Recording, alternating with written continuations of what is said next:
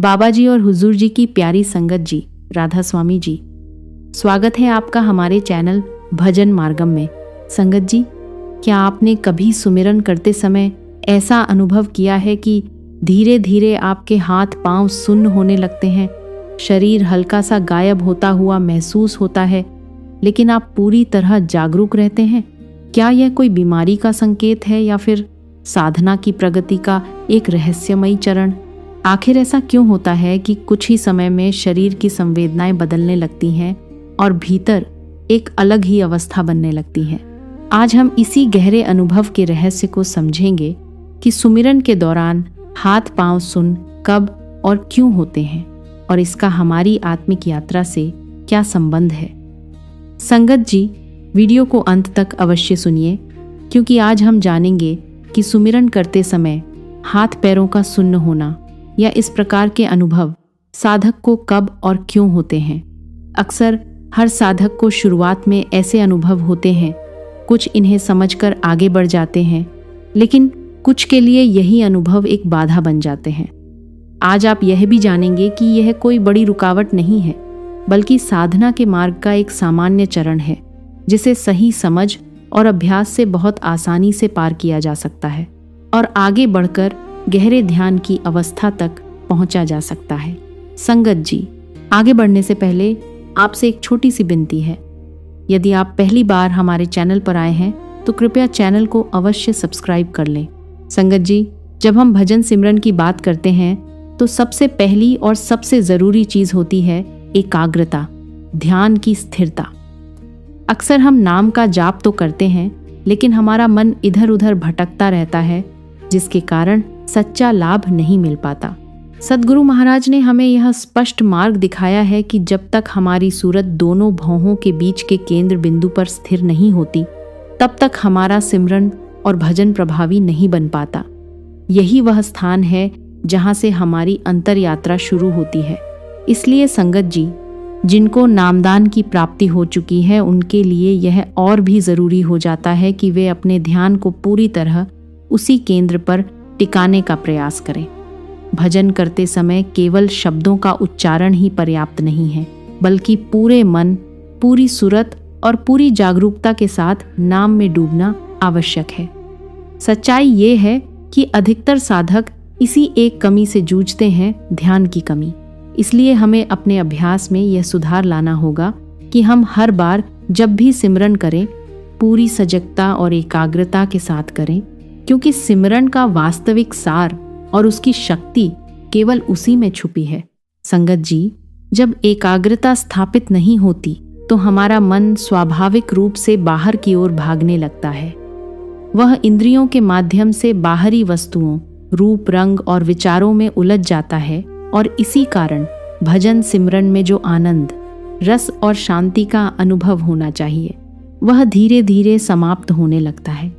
कई साधक यह अनुभव करते हैं कि शुरुआत में थोड़ा मन लगता है, लेकिन कुछ ही मिनटों में ध्यान टूट जाता है। सच तो ये है कि अधिकतर लोग 5, 10 या 20 मिनट तक भी निरंतर एकाग्रता बनाए रखने में संघर्ष करते हैं, जबकि आदर्श रूप से हमें 2 से 2.5 घंटे तक उसी केंद्र बिंदु पर टिके रहने का अभ्यास करना चाहिए।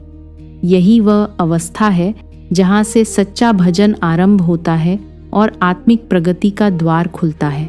इसीलिए संगत जी, ये बहुत आवश्यक है कि हम धीरे धीरे अपने अभ्यास को इस दिशा में ले जाएं, जहां हमारा मन बाहर भटकने के बजाय भीतर दोनों भौहों के बीच के उस दिव्य केंद्र पर स्थिर हो सके। क्योंकि बिना इस स्थिरता के साधना केवल एक औपचारिकता बनकर रह जाती है और उसके गहरे आध्यात्मिक फल हमें प्राप्त नहीं हो पाते। संगत जी, जैसे जैसे हमारी एकाग्रता गहरी होने लगती है, वैसे वैसे साधना के दौरान शरीर में भी कुछ विशेष परिवर्तन अनुभव होने लगते हैं। धीरे धीरे हाथ, पैर, तलवे, पिंडलियां आदि सुन्न या शून्य जैसे महसूस होने लगते हैं, मानो शरीर का अस्तित्व ही हल्का पड़ता जा रहा हो। उस समय ऐसा प्रतीत होता है कि शरीर तो जैसे पीछे छूट रहा है, लेकिन साधक पूरी तरह जागरूक रहता है, उसकी चेतना जीवित रहती है और वह नाम या गुरु के स्वरूप में पूरी तरह लीन होता चला जाता है। यह अवस्था कोई साधारण बात नहीं है। इसे प्राप्त करने के लिए निरंतर अभ्यास, धैर्य और सच्ची लगन की आवश्यकता होती है। जब शरीर की पकड़ ढीली पड़ने लगती है और मन भीतर टिकने लगता है, तभी साधना का वास्तविक स्वरूप सामने आता है।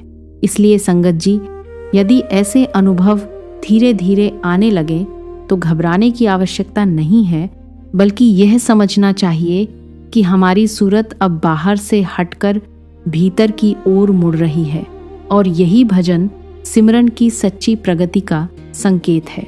संगत जी, यह बात बिल्कुल स्पष्ट है कि 2 से 2.5 घंटे तक लगातार एक ही केंद्र पर एकाग्र रहना आसान नहीं है। इसके लिए साधक को गंभीरता, दृढ़ निश्चय और निरंतर अभ्यास की आवश्यकता होती है। सामान्यतः 30 मिनट या 1 घंटे की साधना में हम उस गहराई तक नहीं पहुंच पाते जहां सच्ची एकाग्रता विकसित होती है। इसका मुख्य कारण यह है कि हमारी सूरत अभी तक पूरी तरह भीतर की ओर मुड़ नहीं पाती।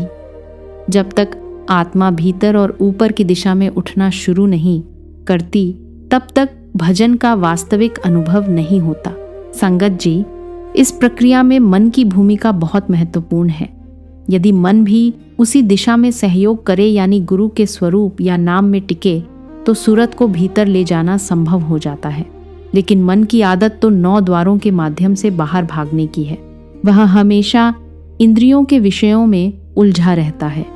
इसीलिए उसे बार बार प्रेम और धैर्य से समझाकर गुरु के स्वरूप या नाम में जोड़ना पड़ता है।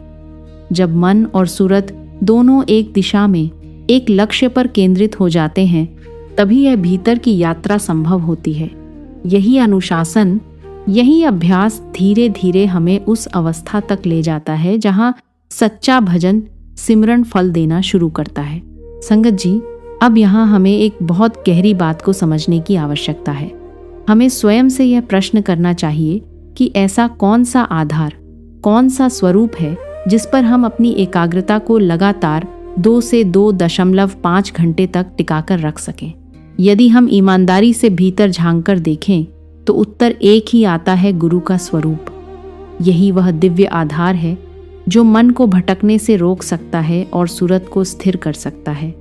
चाहे सत्संग कितना भी लंबा हो या ध्यान का समय कितना भी हो, अंततः हमारा सच्चा सहारा और केंद्र केवल गुरु का रूप ही बनता है।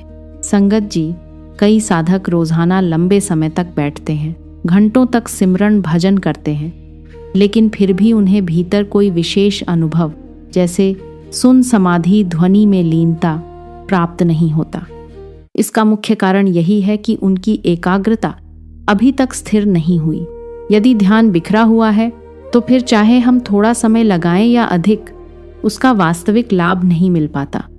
इसलिए जरूरी यह नहीं कि हम कितनी देर बैठे, बल्कि ये है कि हम कितनी गहराई और स्थिरता के साथ जुड़े। जब तक मन और सूरत गुरु के स्वरूप में पूरी तरह टिक नहीं जाते, तब तक साधना का सार अधूरा ही रहता है। यही कारण है कि हमें अपने अभ्यास में गुणवत्ता पर अधिक ध्यान देना चाहिए, ताकि थोड़े समय का सिमरन भी गहरा और प्रभावशाली बन सके। संगत जी, जब साधक निरंतर अभ्यास और सच्चे समर्पण के साथ एकाग्रता को साध लेता है, तब उसकी साधना एक बिल्कुल अलग ही स्तर पर पहुंच जाती है। ऐसे साधक के लिए भीतर जाना कठिन नहीं रहता। वह कुछ ही क्षणों या मिनटों में शून्य समाधि की अवस्था में प्रवेश कर जाता है। फिर उसे घंटों तक बैठना भी भारी नहीं लगता, बल्कि वह पूरे दिन भी ध्यान में बैठा रहे तो शरीर में कोई बोझ या थकान महसूस नहीं होती, बल्कि एक अद्भुत हल्कापन अनुभव होता है। इस अवस्था की शुरुआत में ही शरीर के अंग सुन्न होने लगते हैं। हाथ पैर, पिंडलियां, पूरा शरीर जैसे शून्य में विलीन होने लगता है। लेकिन संगत जी, यह बेहोशी नहीं होती, बल्कि इसके विपरीत साधक पूरी तरह सजग और जागरूक रहता है। उसकी सूरत पूरी तरह नाम या गुरु के स्वरूप में लीन हो जाती है।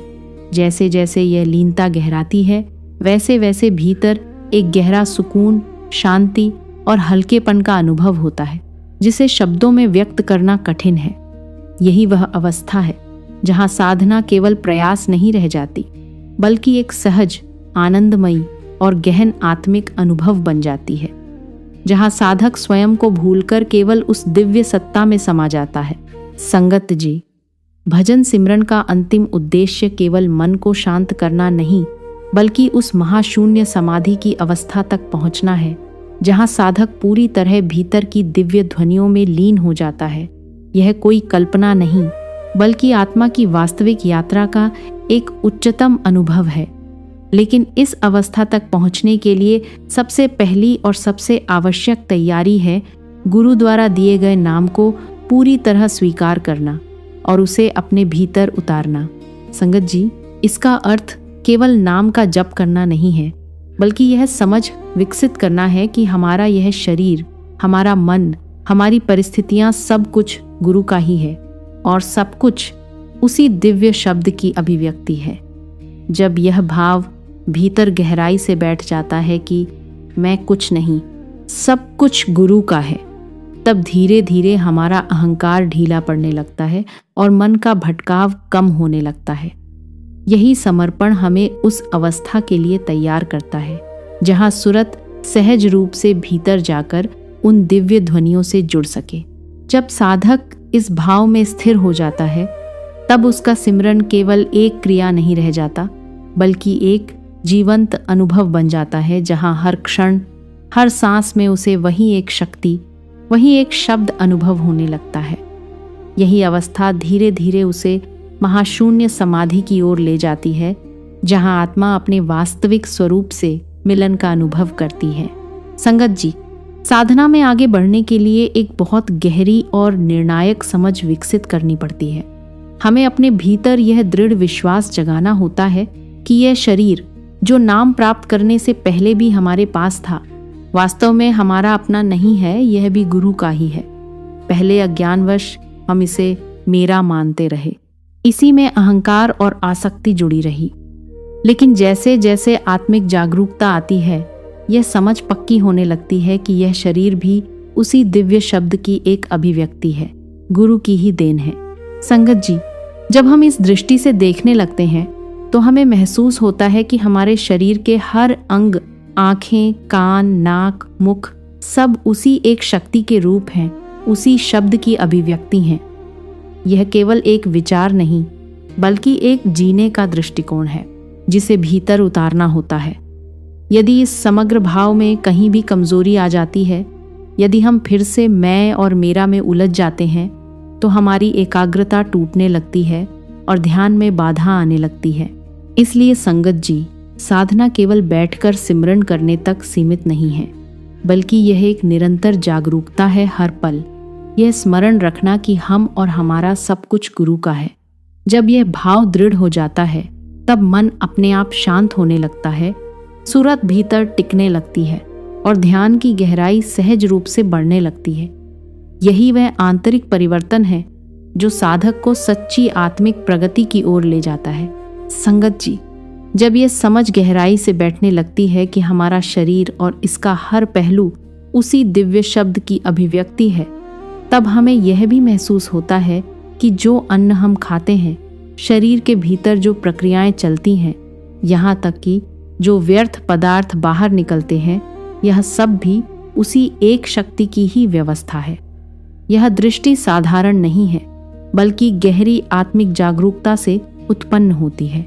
हाँ, यदि शरीर में कोई रोग या कष्ट आता है तो उसका इलाज करवाना भी आवश्यक है, लेकिन इसके साथ साथ यह समझ भी बनी रहनी चाहिए कि यह शरीर अपनी मूल दिव्यता से जुड़ा हुआ है और हमें इसके वर्तमान स्वरूप और कार्यशीलता के लिए भीतर से कृतज्ञ होना चाहिए।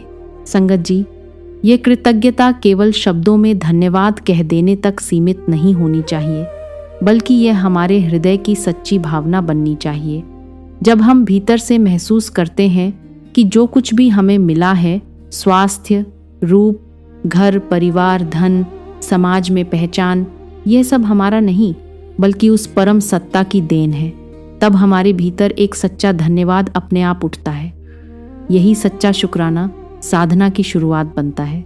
जब साधक इस भाव में जीना शुरू कर देता है कि कुछ भी मेरा नहीं, सब कुछ उसी का है, तब वह धीरे धीरे अपने अधिकार और अहंकार को छोड़ने लगता है। यही त्याग, यही समर्पण उसे सच्चे ध्यान की ओर ले जाता है, क्योंकि जहाँ मेरा समाप्त होता है वहीं से सच्ची साधना शुरू होती है। यही वह अवस्था है जहाँ से भजन सिमरन केवल अभ्यास नहीं रहता, बल्कि एक जीवंत, गहरा और आत्मिक अनुभव बन जाता है। संगत जी, इस आंतरिक कृतज्ञता और कुछ भी मेरा नहीं के भाव को केवल समझना ही नहीं, बल्कि नियमित रूप से अभ्यास में लाना अत्यंत आवश्यक है। जीवन में जब परिवार, व्यापार या समाज से जुड़ी कठिनाइयां आती हैं, तब साधक को यह याद रखना चाहिए कि ये सब हमारे पूर्व कर्मों का ही फल हैं। ऐसे समय में न तो किसी को दोष देना चाहिए, न ही अपने भीतर मेरा तेरा का भाव लाना चाहिए। यदि जीवन में कुछ अच्छा होता है तो वह भी हमारे अच्छे कर्मों का परिणाम है, और यदि कुछ विपरीत होता है तो वह भी कर्मों का ही प्रतिफल है। संगत जी, साधक का कर्तव्य केवल कर्म करना है, लेकिन उसके फल से जुड़ना नहीं है। जैसे ही हम परिणामों से जुड़ जाते हैं, वहीं से मोह माया का बंधन शुरू होता है, और यही मोह आगे चलकर लोभ, क्रोध और अंत में अहंकार को जन्म देता है। ये सभी विकार धीरे धीरे साधना की जड़ को कमजोर कर देते हैं और साधक को उसकी आत्मिक यात्रा से नीचे गिरा देते हैं। इसलिए संगत जी, हमें हर परिस्थिति में संतुलित रहना सीखना है। न सुख में अत्यधिक प्रसन्न होकर बंधना है, न दुख में टूट कर बिखरना है। जब हम इस समता में रहते हैं और भीतर से यह स्वीकार कर लेते हैं कि सब कुछ उसी परम सत्ता की इच्छा से हो रहा है, तब हमारा मन स्थिर होने लगता है। यही स्थिरता, यही वैराग्य हमें सच्चे भजन सिमरन की ओर ले जाता है और धीरे धीरे आत्मा को उसके असली मार्ग पर आगे बढ़ाता है।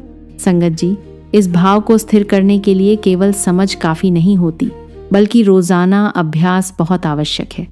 हमें दिन में कुछ समय ऐसा निकालना चाहिए जब हम आंखें बंद करके शांत बैठें और भीतर यह भावना जागृत करें कि जो कुछ भी है सब उसी परम सत्ता का है। चाहे जीवन में सुखद परिस्थितियां आए या कठिन अनुभव सामने आए, हमें हर हाल में इसी भाव को बनाए रखना है।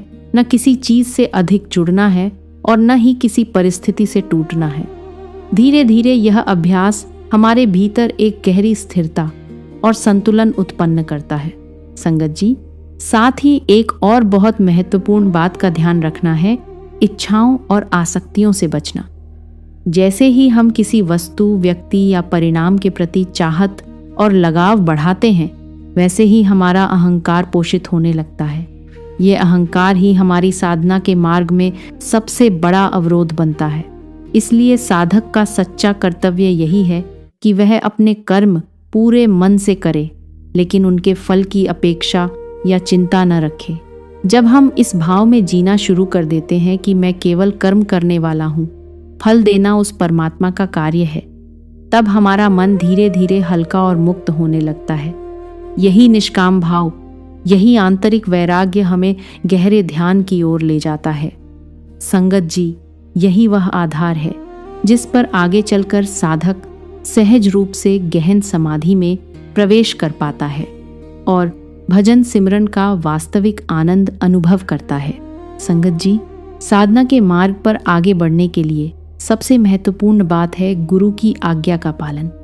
गुरु हमें एक स्पष्ट और सरल मार्ग बताते हैं कि हमें अमृत वेला में, विशेष रूप से रात के तीसरे पहर में उठकर शांत वातावरण में आंखें बंद करके ध्यान में बैठना चाहिए।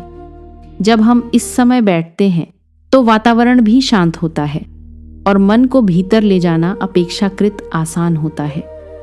धीरे धीरे जब हमारी श्वास सामान्य और सहज होने लगती है, तब हमें गुरु के स्वरूप का ध्यान करते हुए नाम का सिमरन करना चाहिए।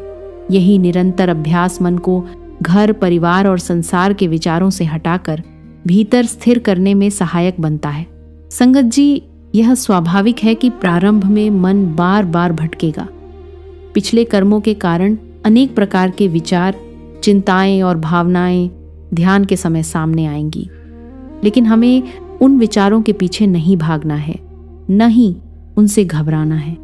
हमें बस गुरु द्वारा बताए गए अभ्यास पर टिके रहना है। बार बार प्रेम से मन को वापस लाकर नाम और गुरु के स्वरूप में जोड़ना है।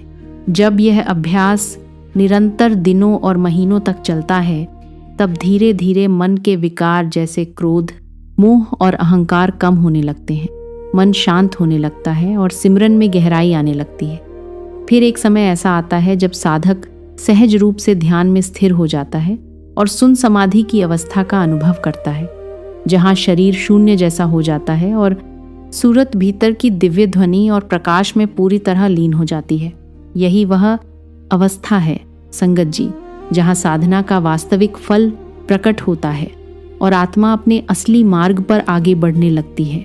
संगत जी, जब साधक निरंतर और अनुशासित अभ्यास करता है तब धीरे धीरे भीतर के अनुभव अपने आप प्रकट होने लगते हैं। जैसे अंदर से शंख की ध्वनि जैसी आवाज सुनाई देना, नए नए प्रकाश का अनुभव होना, ये सब संकेत हैं कि सूरत अब भीतर की ओर जुड़ने लगी है।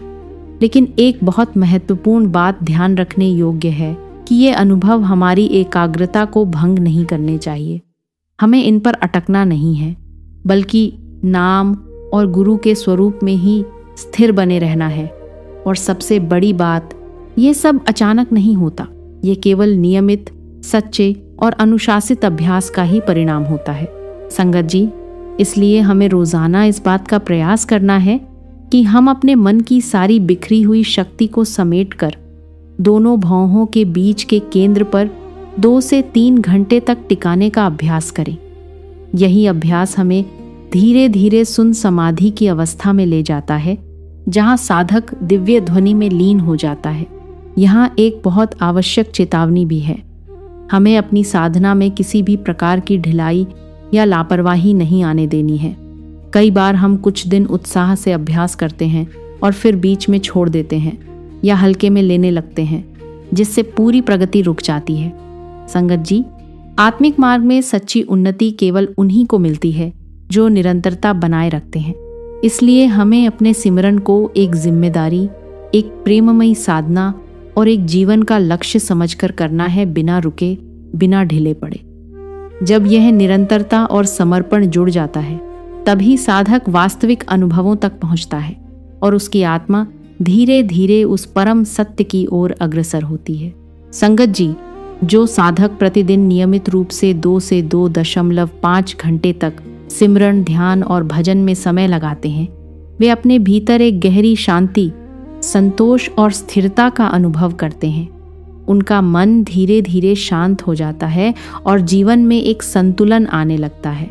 वहीं दूसरी ओर जो लोग साधना को टालते हैं, लापरवाही करते हैं या नियमितता नहीं रखते, उनके भीतर अशांति, असंतोष और बेचैनी बनी रहती है। इसका कारण साफ है, जब आत्मा अपने स्रोत से नहीं जुड़ती तो भीतर खालीपन और अस्थिरता बनी रहती है। संगत जी, इसलिए हमें अपने अभ्यास में कभी भी ढिलाई नहीं आने देनी चाहिए। साथ ही यह समझ भी दृढ़ करनी है कि यह घर, यह शरीर, यह धन, यह परिवार, सब कुछ उसी परम सत्ता का है। यह सब उसी दिव्य शब्द की अभिव्यक्ति है और हम केवल कुछ समय के लिए इसके रखवाले, केयर टेकर हैं, मालिक नहीं। अंत में यही गहरी सच्चाई है संगत जी, कि इस संसार की हर वस्तु, हर संबंध, हर परिस्थिति उसी एक परम शक्ति से उत्पन्न हुई है। जब साधक इस सत्य को पूरी तरह स्वीकार कर लेता है और उसी के अनुसार जीवन जीने लगता है, तब उसके भीतर का भ्रम समाप्त होने लगता है। वह मेरा तेरा के बंधन से मुक्त होकर सच्ची शांति का अनुभव करता है। यही मार्ग आत्मिक जागृति का है। यही रास्ता स्थायी सुख और परम शांति तक पहुंचाता है। संगत जी, अंत में बस इतना ही कहना है कि साधना के मार्ग पर आने वाले हर अनुभव का अपना एक महत्व होता है। चाहे वह शरीर का सुन्न होना हो, मन का भटकना हो या भीतर की कोई नई अनुभूति, हमें इनसे घबराना नहीं है, बल्कि सही समझ के साथ आगे बढ़ते रहना है। निरंतर सिमरन, गुरु पर विश्वास और धैर्य ही वह कुंजी है जो हमें गहरे ध्यान और सच्ची आत्मिक शांति तक ले जाती है। अगर आपको यह जानकारी उपयोगी लगी हो और आपने कुछ नया सीखा हो, तो इस वीडियो को लाइक ज़रूर करें, अपने दोस्तों और संगत के साथ शेयर करें और ऐसे ही गहरे आध्यात्मिक ज्ञान के लिए हमारे चैनल भजन मार्गम को सब्सक्राइब करना ना भूलें। आपका एक छोटा सा सहयोग किसी और की आत्मिक यात्रा का मार्ग भी खोल सकता है। राधा स्वामी जी।